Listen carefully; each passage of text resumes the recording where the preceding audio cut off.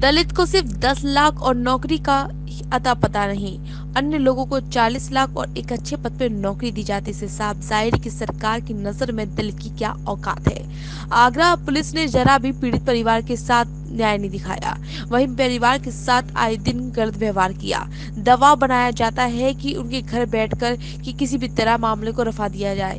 अगर इस तरह का व्यवहार अगर पुलिस का रहता है तो मैं घर बैठकर धरना दूंगा। ये शब्द थे आजाद समाज पार्टी के राष्ट्रीय अध्यक्ष चंद्रशेखर आजाद उर्फ रावण के। आज वह आगरा और उनके परिवार से मिलने पहुंचे थे। यही तो है ना, ये फर्क है। मुझे कहना पड़ेगा मीडिया के साथियों से कि जब तिवारी जी की हत्या हुई तो 40 लाख रुपए सरकारी नौकरी ओएसडी की क्लास 1 की दे दी गई। जब मनीष गुप्ता जी की हत्या हुई, दुखद है, वो भी नहीं होना चाहिए था। उनके परिवार से कोई व्यक्ति गया, उनको 40 लाख रुपए और ओएसडी की नौकरी मिल गई। मुझे उनके लिए भी दुख है कि ये रक्षक जो है भक्षक हो गए हैं, पुलिस नहीं गुंडे हैं।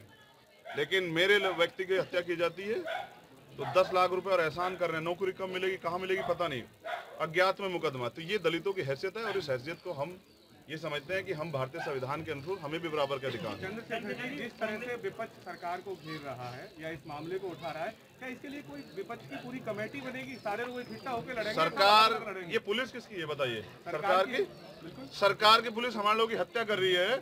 और मैं यहाँ ये पूछूं कि विपक्ष क्या कर रहा है? मैं अपना काम कर रहा हूँ। मैं जौनपुर था, मुझे आने में समय लगा, लेकिन मैं कह रहा हूँ कि अगर किसी को ये घमंड हो जातीयता का, सरकार का, कुर्सी का, कि वो हमारे लोग हत्या करके चैन से बैठेंगे, तो ये नहीं चलेगा।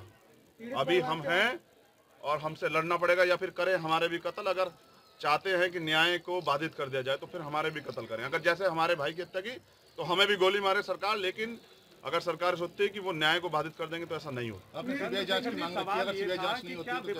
मुझे तो पता है, मैं तो अपनी मांग रख रहा हूँ जो परिवार चाहता है।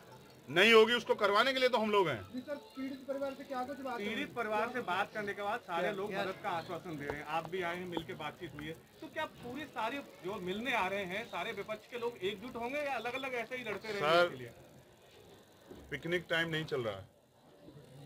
जिनका जो होना था वो हो चुका। हाथरस में भी हुआ था, आपको याद है ना? मैं 1 साल बाद भी गया वहां, आश्वासन से कुछ नहीं मिला। मेरा काम है ये, मैं यहाँ जन्मा हूँ, इन लोगों की सुरक्षा करना और इनके हितों के लिए लड़ना, ये मेरा काम है। मैं अपनी ड्यूटी कर रहा हूँ। मैं दूर था जौनपुर, इसलिए नहीं पहुंच पाया। लेकिन मैं ये भी समझता हूँ कि जिस सरकार में दलितों की हत्या हो रही है, उस मुख्यमंत्री कुर्सी बैठने का किसने अधिकार दिया?